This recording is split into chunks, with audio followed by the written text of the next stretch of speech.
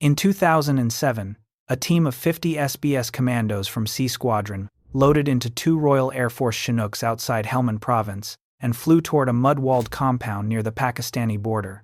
Their target was Mulla Dadullah, the Taliban's most feared military commander, a man American intelligence and Delta Force had been hunting for 6 straight years. 4 hours later, Dadullah was dead. 2 rounds in the torso, 1 in the head.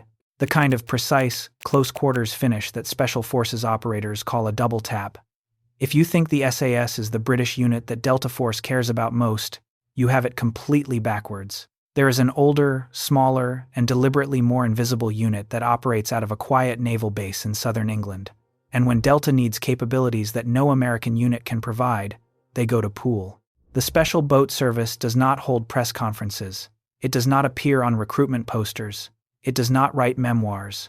When the SAS stormed the Iranian embassy in London in 1980 on live television, the whole world learned their name overnight. 30 million people watched black-clad operators rappel down the building's facade and breach through the windows. The SBS watched that broadcast from their barracks in Dorset and said nothing. Their motto is, "By strength and guile," and the guile part is the one they take the most seriously. The British Ministry of Defence does not officially comment on SBS operations, personnel numbers, or deployments. Most of what the public knows about this unit comes from second-hand accounts, declassified fragments, and the occasional journalist who pieces something together decades after the fact. That is not an accident. That is not a failure of public relations. That is the entire point.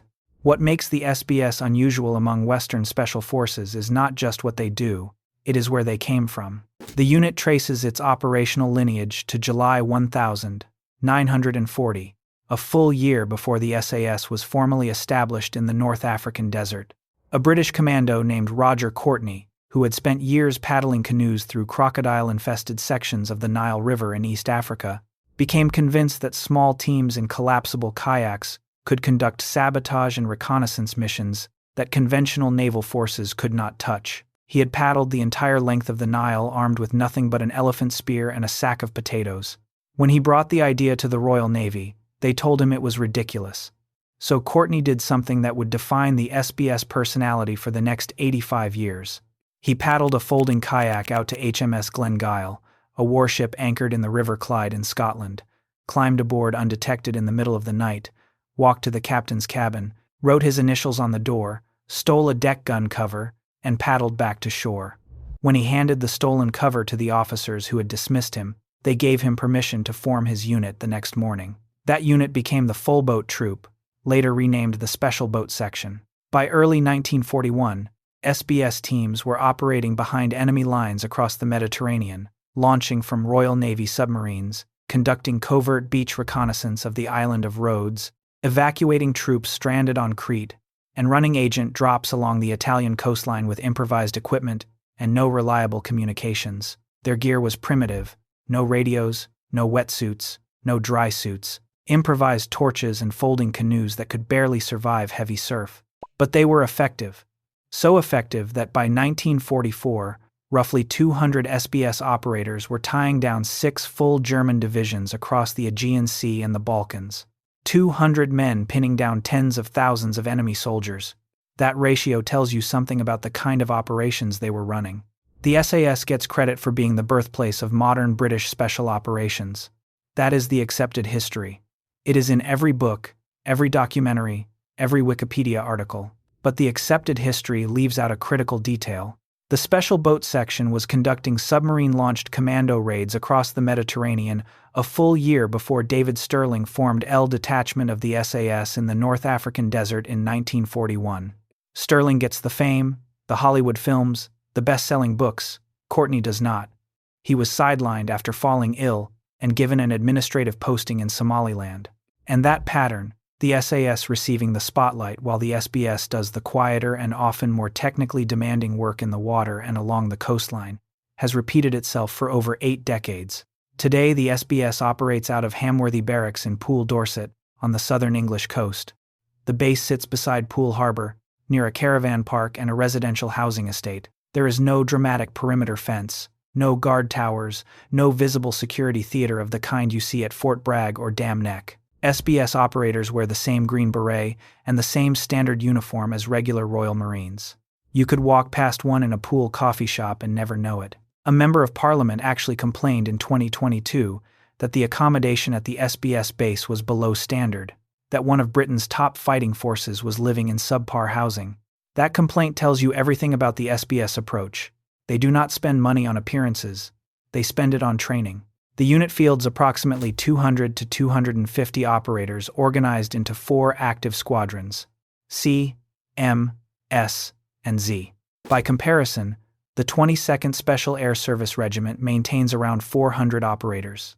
Since 2001, both units share the exact same joint selection process, a brutal 6-month program run by the United Kingdom Special Forces Directorate that is designed to break candidates physically and psychologically through long-distance marches carrying 100-pound packs over the Brecon, beacons in Wales, underwater endurance tests, resistance to interrogation exercises, and sleep deprivation that pushes men to the edge of hallucination. Both units draw from the same selection pool, but the SBS accepts fewer candidates each cycle. Smaller intake, smaller unit, tighter operational culture. What the SBS brings to the table that no other British or American unit can replicate is a specific and deeply integrated combination of maritime counterterrorism, combat diving, small boat insertion, submarine lockout procedures, and underwater demolition. Every SBS operator is a trained military parachutist, a qualified combat diver, and an expert boat handler. They can insert from submarines using underwater breathing apparatus in complete darkness. They can approach a target vessel beneath the waterline, plant charges on a hull, and extract without ever breaking the surface. They can board a supertanker, clear a cruise ship deck by deck, or assault an offshore oil platform in the North Sea during winter storms. These are capabilities that Delta Force does not possess organically. Delta was built around land-based counterterrorism by Colonel Charles Beckwith, a man who modeled the unit after the SAS because his own experience was with jungle warfare, desert operations, and urban direct action. The maritime domain was always someone else's problem. In America, that someone else is SEAL Team 6, officially the Naval Special Warfare Development Group. Britannica's military reference specifically notes that the SBS maintains very close training and operational links with SEAL Team 6. That is the public-facing maritime relationship. But the less publicized relationship is the one between the SBS and Delta, because what Delta needs from the British is not a maritime mirror of itself. What Delta needs are skills that exist nowhere in the U.S. Army's Special Operations Architecture.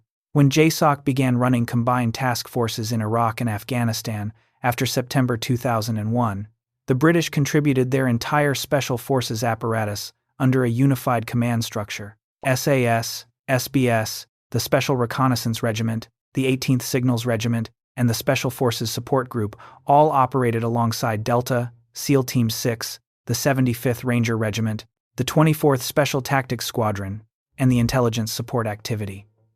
In Iraq, the British element was designated Task Force Black, later renamed Task Force Night after the original codename leaked to journalists. The combined task force operated out of a headquarters known as MSS Fernandez at Balad Air Base, running what military historians have described as an industrial-strength counter-terrorism campaign. Multiple raids every single night, different teams rotating through target packages, sharing real-time intelligence, and operating from the same forward staging areas. What is less commonly discussed is a specific decision made in 2005 when the Director of Special Forces in London rebalanced British deployments so that the SBS took primary operational responsibility for Afghanistan, while the SAS took Iraq. This meant that in Afghanistan's southern provinces, the SBS was the British Tier 1 element, operating alongside Delta and JSOC in the most violent counterterrorism environment on Earth. They were not advisors. They were not in a supporting role. They were planning and executing their own killer-capture missions inside the same combined task force structure. The Mulla Dadullah operation in May 2007 is the clearest public example of what happens when the SBS is given a high-value target and told to finish it. Dadullah was not a minor Taliban figure. American intelligence had labeled him the Afghan Zarqawi, comparing him directly to Abu Musab al-Zarqawi, the brutal founder of al-Qaeda in Iraq. Dadullah commanded an estimated 12,000 fighters across 4 southern Afghan provinces. He had personally supervised the destruction of the ancient Buddhas of Bamiyan in March 2001. He beheaded prisoners and filmed it. Even fellow Taliban commanders called him the Butcher, and Mullah Omar had twice stripped him of command for excessive violence, then reinstated him because he was too effective to lose. Delta Force, the CIA's Special Activities Division, and Task Force Orange had been pursuing Dadullah for years. In April 2007, coalition forces believed they had him cornered in Uruzgan province with 200 fighters. He slipped the net.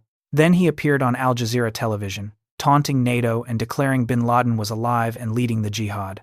That television appearance, and the phone calls around it, may have been the signals intelligence break that sealed his fate. Coalition assets tracked him to a compound at Bahram Chah in Helmand province, near the Pakistani border. The mission was assigned to C Squadron of the Special Boat Service. An SBS reconnaissance element drove a Supercat 6x6 all-terrain vehicle close to the compound and determined that an airstrike on the mud walls could not guarantee the kill. C Squadron would have to clear it on foot. 50 SBS operators and a contingent of Afghan soldiers inserted by Chinook under fire from Taliban defenders. What followed was a 4-hour close-quarters infantry battle. 20 fanatical Taliban fighters defended the compound with rifles, machine guns, and rocket-propelled grenades. The SBS advanced using classic pepper-potting fire and maneuver, one group laying down suppressive fire while the other pushed forward, then switching. When C Squadron finished clearing the compound, only 4 SBS operators had been wounded. None were killed. Dadullah lay dead with the characteristic double tap. The target that American Special Operations had been pursuing since 2001 was eliminated in a single night by British operators who will never give interviews about it. If you have been watching War Code for a while, you know we covered Delta Force's relationship with the SAS in a previous video, Why Delta Force Hates Training with the SAS. That video explored the friction, the competition, and the mutual respect between those two units. If you want the full picture of how Delta operates with British land-based special forces, that video is linked in the description, and it has over 228,000 views for a reason. But the SBS story is different, because the SBS fills a gap that the SAS cannot. The joint operations between the SBS and American Special Operations continued well beyond the initial Afghan campaign and became one of the most significant bilateral special forces relationships of the 21st century. In Iraq, SBS elements working within the combined JSOC task force brought specific value in riverine and waterway interdiction operations along the Euphrates River corridor and through the canal networks of Anbar province. Insurgents were using Iraq's river systems to transport weapons, explosives, and fighters between safe houses that coalition forces could not easily reach by road because of the constant threat of improvised explosive devices. The SBS had been training for exactly this kind of riverine warfare since the 1960s, when they ran covert small boat patrols during the Indonesian confrontation in the jungles of Borneo, paddling silently through enemy-held waterways to gather intelligence and ambush supply routes. For Delta operators working alongside the SBS in these Iraqi waterway environments, this was outside their core competency. The water was the SBS domain, and everyone in the task force knew it. What Delta operators reportedly took back from these combined deployments was not just tactical knowledge. It was an understanding of how a unit half their size could maintain the same operational tempo while carrying a broader skill set. The SBS cross-trains every operator in diving, boating, and demolitions on top of the same direct action and reconnaissance skills that Delta teaches. There is no separate maritime qualification track. Every SBS operator carries the full package from day one. That depth of individual capability is something Delta's own organizational structure does not replicate, because Delta was designed to operate in specialized teams rather than as a force where every single man can do everything. In Libya in 2011, during the NATO intervention against Muammar Gaddafi's regime, SBS teams conducted advanced force operations along the Libyan coastline, covert beach reconnaissance, pre-assault intelligence gathering, and the kind of amphibious insertion work that the unit had been perfecting since Roger Courtney's first submarine-launched raids in the Mediterranean in 1941. The geography was different. The geopolitics had shifted entirely. The mission profile was almost identical to what the SBS had done 80 years earlier. That continuity of mission is something very few special forces units in the world can claim. In the Falklands War of 1982, the SBS was among the first British forces to reach the islands. inserting covert reconnaissance patrols weeks before the main amphibious landing at San Carlos Bay. SBS teams cleared Fanning Island the night before the landings began, and one patrol even infiltrated the wreck of the Lady Elizabeth in Stanley Harbor itself, watching Argentine troop movements from inside a rusted hull in freezing water. In Sierra Leone in 2000, a combined SAS and SBS task force launched Operation Barras, a hostage rescue against the West Side Boys, a violent militia group that had captured 11 British soldiers from the Royal Irish Regiment. The operation was decisive and violent. All hostages were recovered alive. The militia's leadership was killed or captured, and the West Side Boys effectively ceased to exist as a fighting force. In East Timor, in 1999, the SBS spearheaded Britain's contribution to United Nations peacekeeping operations, conducting amphibious patrols and coastal security missions that earned rare international media coverage, one of the few occasions the unit appeared in public reporting at all. The uncomfortable question underneath all of this is one that the British military establishment has never officially addressed, and probably never will. If the SBS is older in lineage than the SAS, demonstrably smaller in size, arguably more selective in its intake, and clearly capable of performing the same direct action and counter-terrorism missions that the SAS performs, while also possessing a maritime and amphibious skill set the SAS simply does not have, then why has the SAS received all the fame? Part of the answer is the Iranian embassy siege. That single televised event in May 1980 created a brand so dominant that 4 decades later, the SAS is still the most recognized Special Forces unit name on Earth. Part of the answer is publishing. Former SAS operators have written dozens of best-selling memoirs and cooperated with filmmakers and television producers. The SBS culture actively discourages that behavior. They treat public exposure not as an opportunity but as a failure of operational security. And part of the answer is simply that the SBS chose silence. Not because they had to, but because they wanted to. Their identity is built on being invisible. Their effectiveness depends on nobody knowing they are coming. And here is a detail that says more than any operational report could.